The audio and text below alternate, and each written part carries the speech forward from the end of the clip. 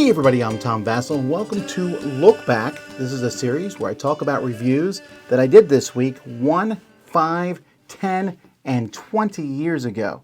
So with that being said, I tell you what I think about them now. Let's get started. We're going to go back 20 years ago and two games that I reviewed here. First of all, we have Captain Clever. This is a little game that looks like a kid's game, but it masquerades as an adult game, and it just didn't work at all for me. 5 out of 10. And then Coyote. Coyote's an interesting game. I really like the idea where you have one card in your head, and you're seeing everybody's cards around you, and you're trying to basically bid to the total number that is on everyone's head. Some cards are negative. There's multipliers. It's kind of a form of liar's dice. I enjoy it. 7 out of 10. 10 years ago, I reviewed Leela Wadi. This is a quality game, and I usually like quality games, but this Drafting Butterflies one just did not work for me. 4 out of 10. I also gave a 4, 10 years ago now, to Tash Kalar. Got a lot of negative feedback on this one from CGE, but I had just grown so tired of the whole build patterns on the board and then place them. This whole idea, I mean, the theme I think actively works against this. It's a cool arena game. I know it has its fans. A lot of people like it. I just wasn't a fan. OSS. This is a game based on jacks. I don't mind a little game of jacks. I'm not particularly good at it. And this takes it a little bit, but doesn't do much with it. Not a great game. 5 out of 10. Bang the Dice Game. 10 years old now. This is a much better version, in my opinion, than Bang. Bang had its day. I like a lot of things about Bang, but I think it's too long and things. Bang the Dice Game, a very streamlined version of it. 7.5. Super Fantasy Ugly Snouts Assault. It's a terrible name. It's a weird kind of zonky fantasy type game, dungeon crawl with not great components, and yet the system is really good on how it plays. I like it. 8 out of 10. And Steam Park, a game about building a theme park for robots and cleaning up their trash. Another one I enjoyed. 8 out of 10. 5 years ago, I reviewed Tomato. This is the game I always pull out when Mike tells us that all Oink games are great. And he doesn't actually say that. And this is the one that proves him wrong. 4 out of 10. It's pretty terrible. Unless you just want to say tomato. I'm not kidding. That's the game. 4 out of 10. Flick Fleck. This is a game about building cows. You have a bunch of cards and you're building a picture of a cow in front of you. It's pretty clever, but it's for kids. 6 out of 10. Trool Park.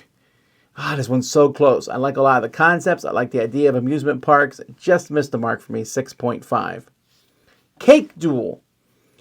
I don't get the name of this one. It has something about cakes, but it's about sheepy wars. Sheep fighting each other. But it's a nice back and forth two-player games. Guess you can eat cake by the ocean. 7 out of 10. Fluff. This is a remade version of Liar's Dice.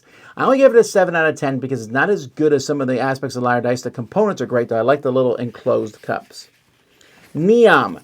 This is a city building game that I gave it a 7.5. I would have given it a much higher rating, I think, but it has these disaster tiles in it, which really throw off the game, to the point where the designer actually has since made a way to not play with them online, to replace them, which...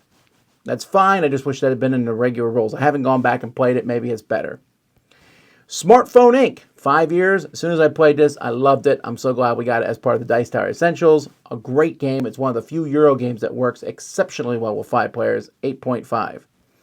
And Escape Tales The Awakening. Now, this is one of the darkest games I've ever played. Just be warned. If you play this, it goes to some very deep, heavy themes. But it is a big, long, involved, cool escape room game that has a good story. It's one of the best stories of any game. Again, not a positive story, but as a story. 8.5. All right, last year I played Die Blockle, moving cubes around the board, kind of like a little bit of a chess way. It's fine. 6 out of 10. Cradle to Grave. Now this has... the name is it gives you a different idea than what the game is. I mean, the game is about aging, and you're trying to age someone out. Think of an Uno-esque game. In fact, I remember playing this on Thanksgiving with my in-laws, and just trying to make people's age get too high. I like the concept of it, and it plays pretty well. 7 out of 10. Dog Park. This is about walking dogs, as it's not the only game about walking dogs these days, but you're taking dogs out for walks.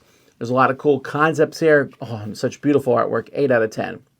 and Challengers. I really enjoy this one. They just came out with a sequel to it, which is kind of just an expansion in a sense. But Challenger is either one, whatever one you get. I like this concept. It's like war between two players, but with a party game style. Recently played this with my family and everyone had a blast. 8 out of 10. So those are the reviews that I did 1, 5, 10, and 20 years ago. Thanks so much for watching. I'm Vasel, and this is Look Back on the Dice Tower.